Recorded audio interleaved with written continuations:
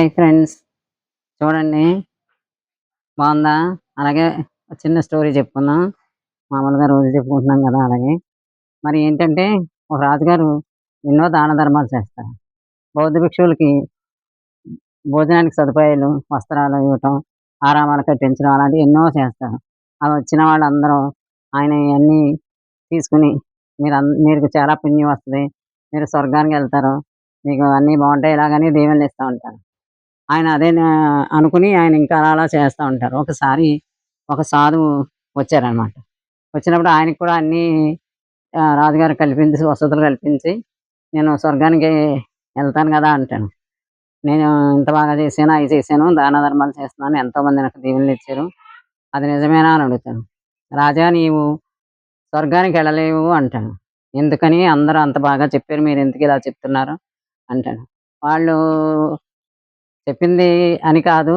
మీలో నేను చేస్తున్నాననే అహంకారం ఇంకా పోలేదు కాబట్టి, మీరు స్వర్గానికెళ్ళలేరని చెప్పి, నేను వెళ్ళొస్తానని చెప్పి వెళ్ళిపోతాడు. వెళ్ళిపోతే రాజుగారికి చాలా కోపమొస్తది.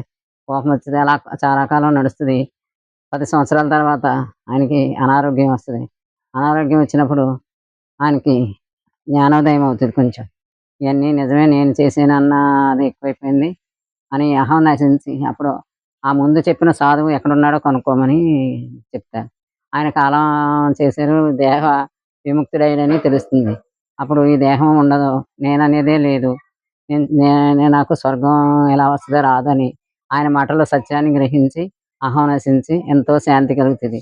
ఆయనకెలా అర్థమవుతది నేనని అహం ఎప్పుడైతే పోయిందో ఆయనకి మన లోపలే ఉంది స్వర్గం.